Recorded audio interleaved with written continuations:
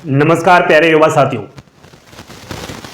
इससे पहले एक वीडियो मेरे द्वारा आप सभी तक पहुंचाया गया था कि 10th पास एक ऐसी भर्ती जिसमें गांव गांव ढाणी ढाणी शहर शहर के युवा साथी, वो युवा साथी जिन्होंने पढ़ाई से दूरी बना ली है, वो युवा साथी जो अपना सेल्फ बिजनेस स्टार्ट करना शुरू कर दिया है, पशुपालन, भेड़ बकरी गाय भैंस ऐसे कामों में लग चुका है, मजदूरी करने लग गया है, प्राइवेट कंपनी में काम करने लग गया है, उनके लिए यह भर्ती दोबारा से नई चेतना जागृत करने के लिए आई है। आज फिर से मैं इस वीडियो के माध्यम से 10th पास इस भर्ती की बात कर रहा हूं, क्योंकि उस वीडियो पर काफी सारा बच्चों ने वो वीडियो देखा और पूछ रहे हैं सर इस नौकरी को लगने के बाद क्या काम रहेगा, ड्यूटी टाइम क्या है, प्रमोशन के चांसेस, वेतन वगैरह। तो बोर्ड पर आपको ध्यान देना है।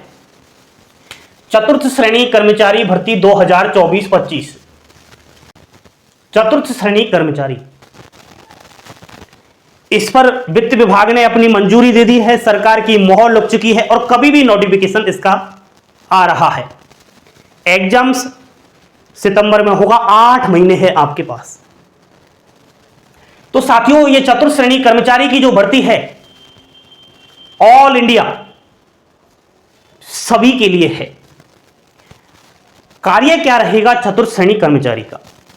तो कार्य पहले आप देख लो, क्योंकि बहुत सारे कैंडिडेट्स अपने आप को स्मार्ट समझते हैं। अरे यार, चतुर्थ श्रेणी कर्मचारी है, छोटा पद है, लेकिन जब पेपर दोगे ना तो पसीने आ जाएंगे।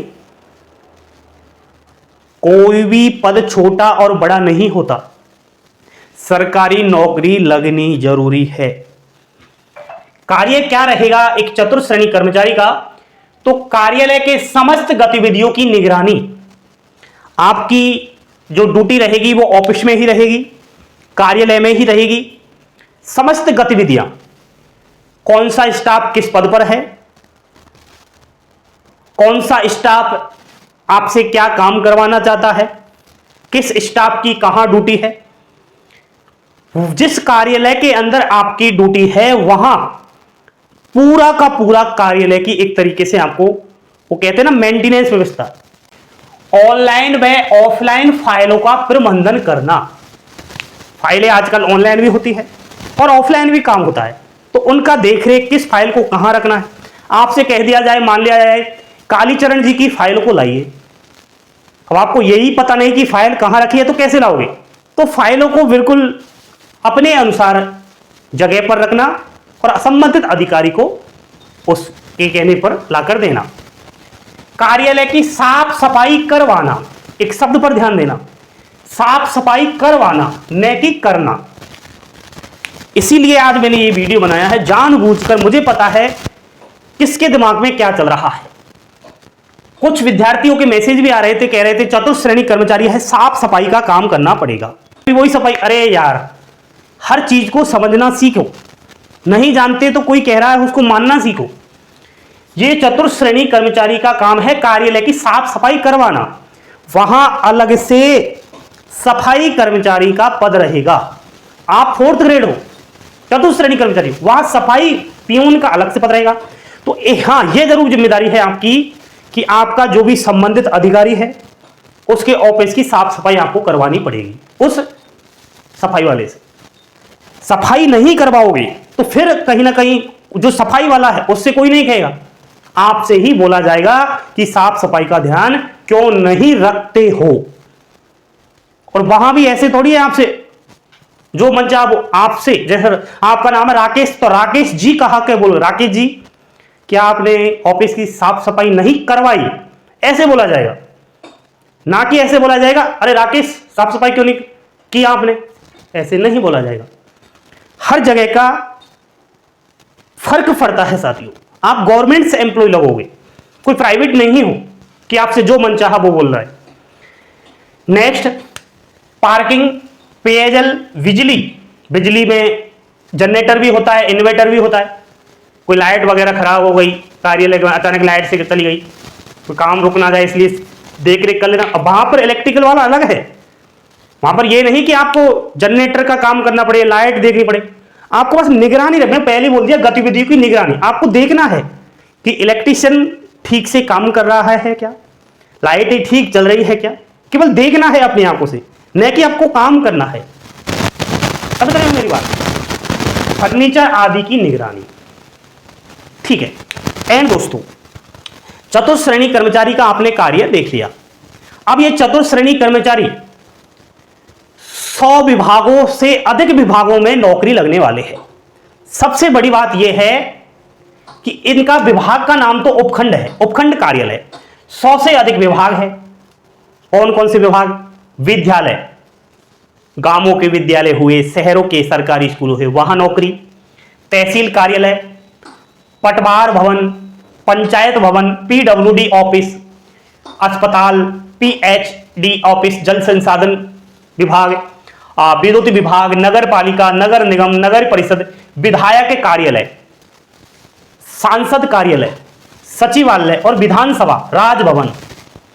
अरे मेरे दोस्त, ऐसा नहीं कि आपको गांव के एक छोटे से सरकारी विद्यालय में चतुर्थ श्रेणी कर्मचारी का काम करना पड़े। आप अपनी मनपसंद जगह पर काम कर सकते हो। राजभवन, राज्यपाल जहां बैठता है, विधानसभा जहां चलती है, वहां भी आपको ड्यूटी मिल सकती है। अब बताओ, एक राजभवन का जो चतुर्थ श्रेणी कर्मचारी है उसका पता है पावर कितना होता है? एक कलेक्टर का जो पावर होता है ना जिले में, इतना ही पावर उसका वहां होता है। तो आज इसलिए मैंने जानबूझकर आपको इसीलिए जानकारी दी कि बिल्कुल दिमाग से निकाल दो कि चतुर्थ श्रेणी कर्मचारी छोटा पद है, खूब बड़ा पद है, सरकारी नौकरी है। 10th पास भर्ती है, उम्र आपकी 18 वर्ष पूरी हो चुकी होगी। 1 जनवरी 2025 तक 18 वर्ष हो जानी चाहिए। जनरल के अभ्यर्थियों 40 वर्ष अधिकतम आयु सीमा, OBC 43 years, SC ST 45, all category female 45 और पीएच कैटेगरी 50 वर्ष। 50 साल तक का युवा इसमें फॉर्म अप्लाई कर सकेगा। तभी तो कह रहा था जो ओवर एज हो चुके हैं, ना तो एसएससी का फॉर्म भर सकते, ना किसी बैंक का फॉर्म भर सकते, ना कोई स्टेट लेवल भर्ती का फॉर्म भर सकते। उम्र निकल गई, पढ़ाई छोड़ दी, बुढ़े हो गए। ये आपके लिए गोल्डन अपॉर्चुनिटी है साथियों। अब हम बात करेंगे सैलरी, वेतन की, क्योंकि सैलरी के लिए ही तो हम नौकरी लगते हैं, पैसे के लिए ही तो नौकरी लगते हैं। तो इसका जो ग्रेड पे है ना दोस्तों, वो 1800 है। कितना है? 1800। लेवल 1 के अनुसार देखो, राजस्थान की चतुर्थ श्रेणी कर्मचारी ये भर्ती है, तो राजस्थान में 2 साल तक प्रोबेशन पीरियड चलता है, एक तरीके से एज ए ट्रेनिंग। 2 साल तक आप ट्रेनिंग पीरियड में रहोगे, उस दौरान आपकी प्रति माह सैलरी 12,400 रुपए रहेगी। 2 साल जब प्रोबेशन पीरियड आपका खत्म हो जाएगा तो आपका जो बेसिक पे है साथियों, वो 17,400 रुपए हो जाएगा। अब बेसिक पे के अलावा आपको डीए यानी कि महंगाई भत्ता जो मिलेगा वो लगभग 7,434 रुपए मिलेगा, क्योंकि यहां पर आपका जो बेसिक पे है इसी का लगभग 53% चल रहा है महंगाई भत्ता। तो वो सब HR हाउस रेंट अलाउंस 1593 से समथिंग ये मिलेगा। तो टोटल सैलरी 26,727 रुपए। एक गांव में रहकर आपको 26,000 रुपए, वो भी सरकारी नौकरी के थ्रू दिए जा रहे हैं, तो इससे बढ़िया क्या है साथियों। ड्यूटी टाइम, ये भी मैंने देखा था, 1-2 सवाल मेरे से पूछ रहे थे विद्यार्थी, सर ड्यूटी टाइम क्या रहेगा। तो ऐसा तो है नहीं कि आपको हमेशा ही 24 घंटे काम करा जाए। ये तो दोस्तों वीवीआईपी नौकरी है, वीवीआईपी नौकरी है। एक सप्ताह में रविवार की छुट्टी आपकी विद्यालयों में लग गई, तो आपको पता है विद्यालयों में कितनी छुट्टी, दीपावली की छुट्टियां, होली की छुट्टियां, साल भर में पता नहीं कितनी छुट्टियां आ जाती है। किसी भी विभाग में लग जाओ, छुट्टियों की भरमार रहती है।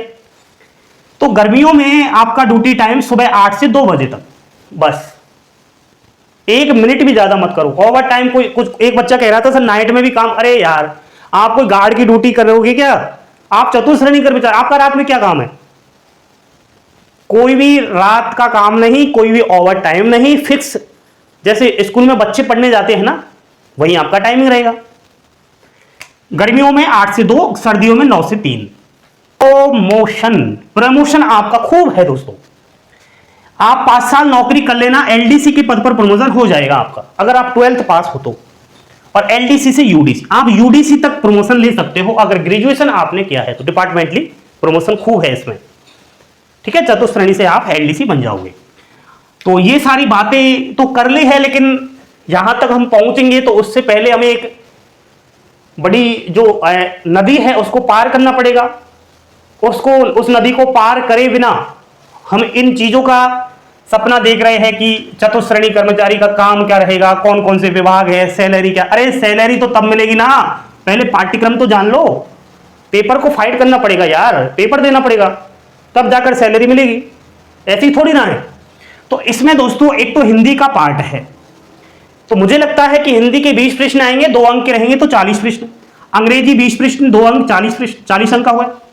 हाँ, इसमें जीके आएगी दोस्तों, राजस्थान की जीके, बिल्कुल राजस्थान में जीके में आपकी कला संस्कृति के लगभग मुझे लगता है 16 प्रश्न।